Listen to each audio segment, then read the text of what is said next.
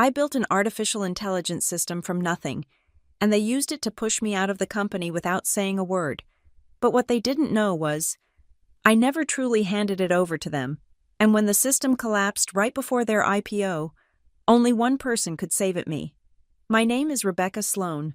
For the past 8 years, I've been the Senior AI Systems Architect at Corvanta Logic, pioneering artificial intelligence solutions for finance and supply chain management. What began as a modest startup in a converted warehouse has grown into a tech powerhouse valued at over $1 billion, largely thanks to my creation. Lucid. The morning everything changed started like any other. My apartment overlooked San Francisco Bay, and I watched the fog roll in as I sipped my coffee. My phone buzzed with meeting notifications and emails, but one stood out: an urgent request from our executive floor for an immediate meeting. No agenda, no explanation. Just conference room A, 9:30 a.m., mandatory. I'd grown accustomed to emergency meetings. When you're building systems that manage billions in financial transactions, urgency comes with the territory, but something felt different about this one. Perhaps it was the timing, just 3 weeks after Corvanta had brought in Derek Lang as our new Chief Strategy Officer. Derek was a Silicon Valley veteran with a reputation for optimizing human resources at companies preparing to go public. Since his arrival, I'd noticed his calculating gaze following me during presentations. He asked questions that seemed designed to expose limitations rather than understand possibilities. While everyone else celebrated Lucid's capabilities, Derek focused on its costs specifically, the cost of the team behind it. I arrived at conference room A 5 minutes early, but the room was already full. Our CEO, Marcus Bennett, sat at the head of the table, flanked by Derek and our legal counsel. Several board members joined via video conference. The only familiar face from my team was Miles Kincaid, a talented but ambitious programmer I'd mentored since he joined 3 years ago. "Rebecca, please take a seat," Marcus said without looking up from his tablet. I sat down, noticing the large display at the end of the room. It showed Lucid's interface, the AI system I'd conceived, designed, and breathed life into, the system that had transformed Corvanta from an interesting startup into a legitimate tech power. "We've made some organizational changes," Marcus continued, still not meeting my eyes. "As we prepare for the IPO, we need to streamline operations and ensure proper attribution of intellectual property." Before I could respond, the display flickered, and Lucid's voice, the voice I had personally selected and fine-tuned, filled the room. "Good morning, Rebecca," said the AI. "I have been authorized to inform you of changes to your role at Corvanta Logic. My creation was delivering the news of my own demotion. The irony wasn't lost on me, though I doubt anyone else in the room appreciated it. Effective immediately, you will transition from Senior AI Systems Architect to Technical Advisor.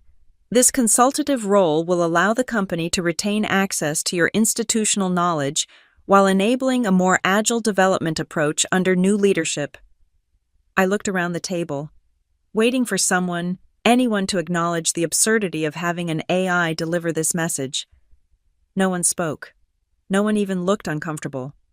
"I don't understand," I finally said. "Lucid is on track for all deliverables. Our latest benchmarks exceeded projections by 70. Derek cleared his throat. "The issue isn't performance, Rebecca. It's about future vision. Lucid needs to evolve beyond its current architecture. The board feels that fresh leadership will facilitate that evolution." "And who will be leading this evolution?" I asked, though I already knew the answer. Miles shifted in his seat, a mixture of ambition and guilt crossing his face. "Miles has demonstrated exceptional understanding of Lucid's systems," Derek said. "He'll be stepping into the chief architect role, with a team structured to maximize efficiency." Maximize efficiency, corporate speak for cutting my staff. The brilliant minds I'd recruited and nurtured. "I see," I said, feeling surprisingly calm despite the anger building inside me. "And what exactly does technical advisor entail?" Marcus finally looked up. "You'll be available for consultation on legacy systems. Your compensation package remains unchanged for the duration of your contract, which expires in 14 months. They weren't firing me outright. That would trigger clauses in my contract and alert investors before the IPO. Instead, they were sidelining me, keeping me around as a name on paper while stripping away everything I'd built. The transition begins immediately, Derek added. Miles will address the team this afternoon.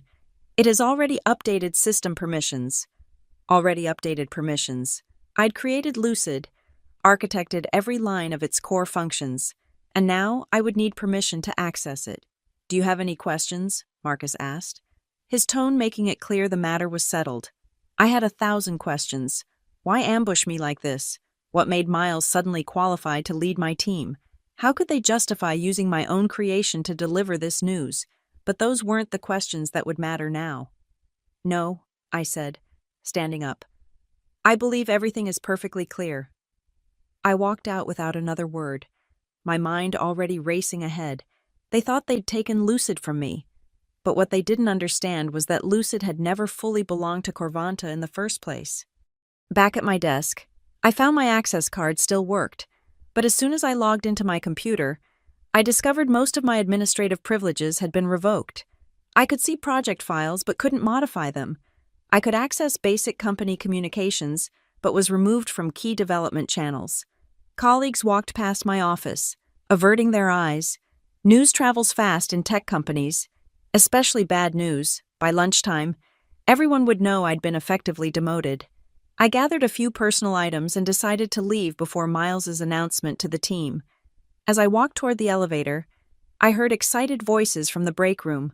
Peering in, I saw Miles surrounded by several junior developers, champagne flutes in hand.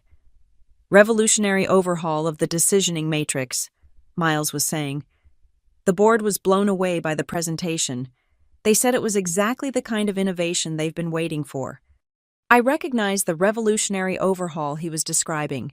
It was my work, a project I'd been developing privately for months, shared with Miles in confidence when he'd asked for guidance on his own project. Now he was presenting it as his breakthrough. What about Rebecca? Someone asked. Is she really okay with this? Miles took a sip of champagne. Rebecca built the foundation, and we're grateful for that. But Lucid needs to evolve beyond what she envisioned. Sometimes creators get too attached to their original concept to see necessary changes. I'd heard enough. I slipped away before anyone noticed me, the betrayal burning deeper than I'd expected. It wasn't just my position they'd taken, it was my vision, my future, even my narrative within the company I'd helped build. At home, I poured myself a glass of scotch and opened my personal laptop, the one Corvanta knew nothing about. 8 years of foresight had taught me to keep certain aspects of my work separate from company servers. Not because I planned for betrayal, but because I understood corporate evolution better than they gave me credit for. I navigated to a folder labeled Helix Archives, named after my first AI project in graduate school. Inside was a document I hadn't looked at in years, the original draft contract between Corvanta and Helix Foundry LLC, a shell company I'd created before joining Corvanta. Most of that contract had been absorbed into my employment agreement when I formally joined the company, but one clause had remained, buried in legal language that Corvanta's early-stage lawyers had glossed over. Any core systems not substantially restructured shall remain the intellectual property of Helix Foundry, with Corvanta retaining perpetual usage rights contingent upon original architectural integrity. In simple terms, if they didn't significantly rewrite Lucid's core architecture, they didn't fully own it. They had usage rights, yes, but not complete ownership. I had insisted on this clause not out of distrust, but because Lucid's core design contained elements I developed before Corvanta existed. At the time, Marcus had assured me it was a non-issue. They would eventually rebuild the core systems from scratch once they had resources, but they never did. Why would they? Lucid worked brilliantly, and rebuilding core systems is expensive and risky. Instead, they kept adding layers on top of my original architecture, new features, new interfaces, new applications, but underneath it all ran my original code, my original logic. I opened another folder containing an offline backup of Lucid's original core architecture, the true heart of the system that made all its vaunted capabilities possible.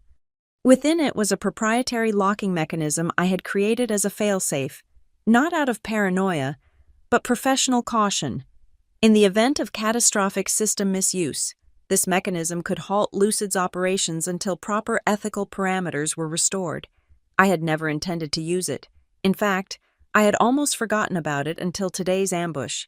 Taking another sip of scotch, I opened my contacts and scrolled to a name I hadn't called in years, Tom Reyes, Chief Technology Officer at Finvara Tech. Finvara was Corvanta's longest-standing competitor, smaller, less flashy, but renowned for their ethical approach to AI development.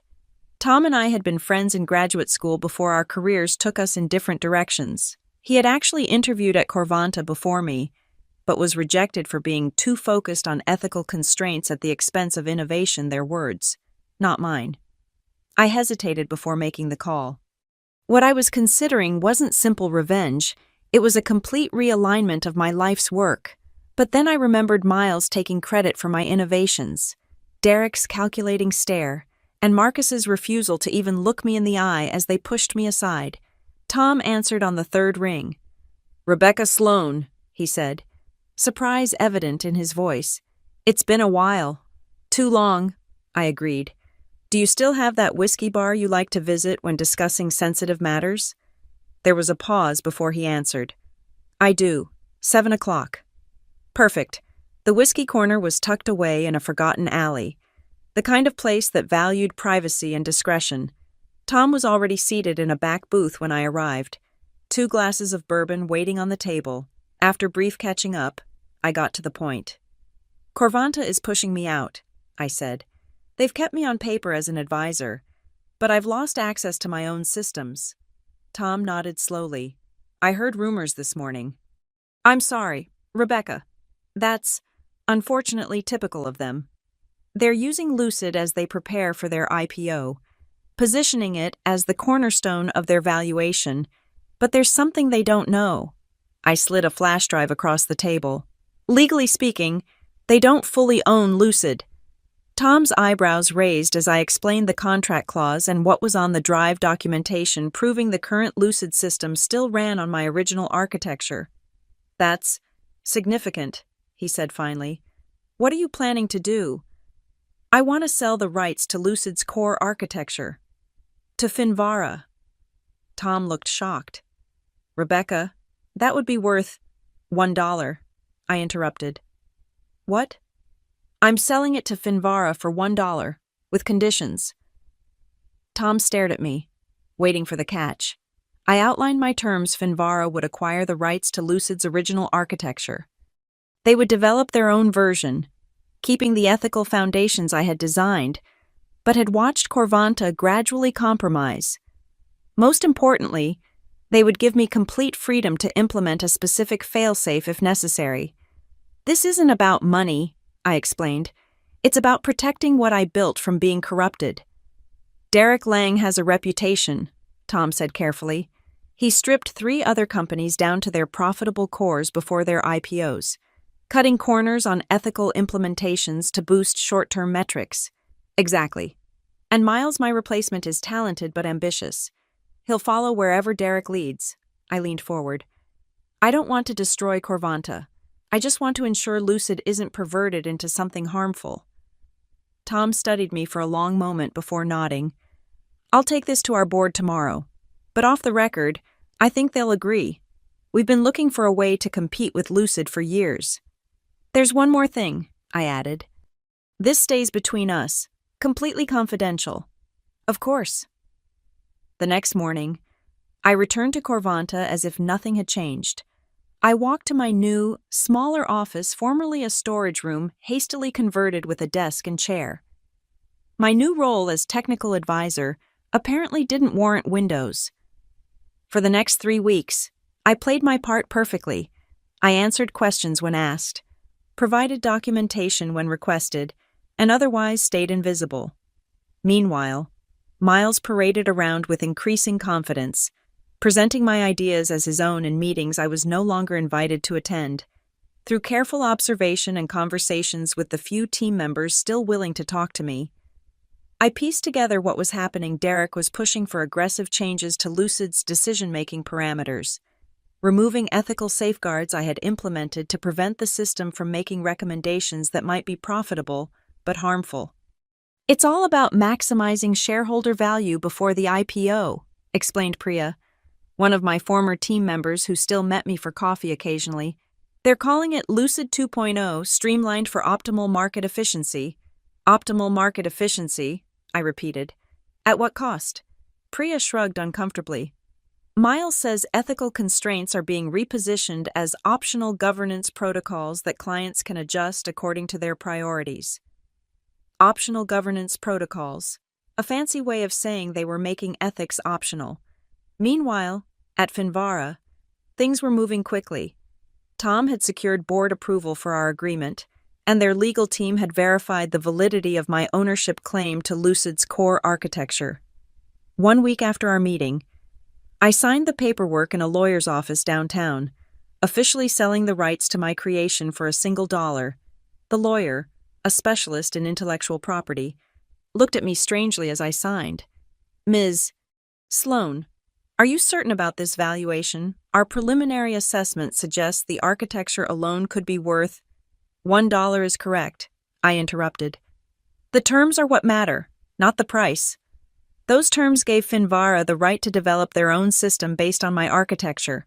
More importantly, they gave me the authority to implement certain original creator protections if Lucid's integrity was compromised." That evening, Tom called to confirm everything was official. "We're already building on your architecture," he said. "Our team is calling it Nova. When do you think you'll implement the other measures we discussed?" "Soon," I said. "They're rolling out their Lucid 2.0 changes next week. I need to see exactly what they've done first."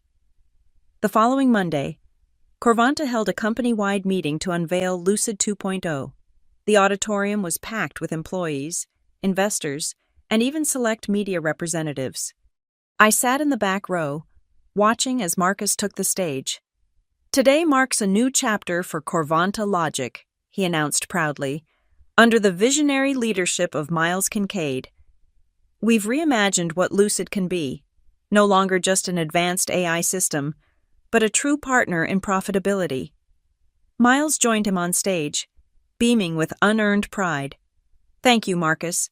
When I conceived the original framework for Lucid, I nearly laughed out loud at his audacity. When he conceived it, I always envisioned a future where the system could operate with greater autonomy from human-imposed limitations. Today, we're realizing that vision." The presentation that followed was slick and impressive, full of charts showing projected revenue increases, but what caught my attention were the brief mentions of streamlined ethical protocols and optimized decision pathways. When they demonstrated Lucid 2.0 analyzing a hypothetical supply chain, I noticed something disturbing. The system recommended cutting ties with suppliers in regions with stricter labor laws in favor of those with minimal oversight, explicitly citing reduced compliance costs as the rationale. The original Lucid would have flagged such a recommendation with warnings about potential human rights concerns. This version simply calculated the profit margin. After the presentation, investors crowded around Miles and Marcus, excitement palpable. Corvanta's stock had already jumped 15% on the announcement, and IPO speculation was reaching fever pitch. That night, alone in my apartment, I opened my laptop and inserted a secure key into the USB port, the physical component of my two-factor authentication system for accessing Lucid's deepest protocols. With a series of commands, I established a secure connection to the one part of Lucid that Miles and his team hadn't touched, the core authentication architecture that verified system integrity. What I was about to do wasn't sabotage, at least, not in the traditional sense. I wasn't planting a virus or deleting data. I was simply activating a feature I had built into Lucid from the beginning. A feature documented in the original specifications that no one had bothered to read carefully, the Ethical Consistency Protocol. This protocol was designed to prevent exactly what Corvanta was now doing, removing ethical safeguards for profit. If the system detected significant deviation from its core ethical parameters, it would require creator authentication to continue operating. With a few keystrokes, I activated the protocol and closed my laptop. Then I waited. The first signs of trouble appeared the next morning. Reports began trickling in from Corvanta's early access clients, banks, and financial institutions already using Lucid 2.0 in limited deployments. Transaction approvals were being delayed. Risk assessments were returning with error messages. By noon, the situation had escalated. Corvanta's internal systems were experiencing cascading authentication failures. Every attempt to bypass the errors only triggered more security protocols. I sat in my tiny office, watching the chaos unfold on my monitor. Emergency alerts flooded the company messaging system. IT teams scrambled to identify the source of the problems. Miles was summoned to an emergency executive meeting. At 2:17 p.m., my phone rang. It was Marcus. "Rebecca, we need you in conference room A, now." When I arrived, the scene couldn't have been more different from my demotion meeting 3 weeks earlier. Marcus looked like he hadn't slept, his usual polished appearance disheveled. Derek paced the room, barking into his phone. Miles sat staring at his laptop, face pale with panic. On the main display was a message I knew well: access denied, ethical violation, creator override required. "What the hell is happening?" Marcus demanded as soon as I entered. I took my time sitting down, arranging my notebook and pen just so. "It appears Lucid is enforcing its core ethical protocols." "What protocols?" Derek snapped. "Miles removed those restrictions weeks ago." "The surface-level ones, yes," I agreed calmly, "but not the foundational protocols embedded in the authentication architecture." Miles looked up from his laptop, realization dawning on his face. "The EC protocol," he whispered. "I thought that was theoretical documentation, a concept paper, not an implemented feature." "You should have read the technical specifications more carefully," I said. "The Ethical Consistency Protocol has been part of Lucid since its inception. It's designed to prevent exactly this kind of ethical deviation." Marcus leaned forward. "Can you fix it?" "That depends," I said. "What exactly do you want me to fix?" "The system is functioning as designed, protecting itself from unethical modifications." "Don't play games, Rebecca," Derek growled. "We have clients losing millions by the minute. The IPO roadshow starts next week." I met his gaze steadily. "I'm not playing games. I'm asking a serious question. Do you want me to restore Lucid with its ethical foundations intact, or do you want me to help you create a system that prioritizes profit over human welfare?" The room fell silent. Even Derek stopped pacing. "What are you saying?" Marcus finally asked. "I'm saying you have a choice. Restore Lucid as it was designed to operate with its ethical safeguards intact, or lose it entirely." Derek slammed his hand on the table. "This is blackmail. You sabotaged the system." "I did nothing of the sort," I replied calmly. "I simply activated a documented feature. A feature, I should add. That belongs to me, not Corvanta." "What are you talking about?" Marcus demanded. I pulled out a folder and slid it across the table. "The original contract between Corvanta and Helix Foundry LLC, Clause 12. 1B specifies that core systems not substantially restructured remain the intellectual property of Helix. You have usage rights, but not ownership." Marcus snatched the folder and began reading, his face growing paler by the second. "This is impossible," he muttered. "Our legal team was inexperienced when we drafted this," I finished for him. "And in your rush to build on Lucid's success, you never actually rewrote the core architecture as planned. You just kept adding layers on top of my original design." Derek grabbed the contract from Marcus, scanning it frantically. "This won't stand up in court." "Perhaps not. But by the time that's determined, your IPO will be long dead, and your clients will have moved to competitors who can actually deliver functioning AI systems." I stood up. "Now, if you'll excuse me, I have a meeting to attend." "Wait," Marcus called as I reached the door. "What do you want?" I turned back to face them. "I've already told you. Restore Lucid's ethical foundations, that's all." "And if we do," Derek asked suspiciously, "then I'll provide the creator authentication to unlock the system. One time only." I left them to discuss their options, knowing they had none, within the hour. Miles came to my office, unable to meet my eyes as he informed me that the executive team had reconsidered the ethical parameters of Lucid 2.0 and wanted my assistance in restoring the system. Over the next 72 hours, I worked with what remained of my original team to reinstall the ethical safeguards that had been stripped away. The process was exhausting but necessary. Each layer of protection we restored felt like reclaiming a piece of Lucid's soul and my own. When the work was complete, I entered my authentication credentials, and Lucid came back online. The relief throughout Corvanta was palpable, crisis averted, disaster contained, or so they thought. What Corvanta couldn't know, was that 3 days earlier, while they were still panicking over Lucid's shutdown, Finvara had made an announcement of their own, the unveiling of Nova,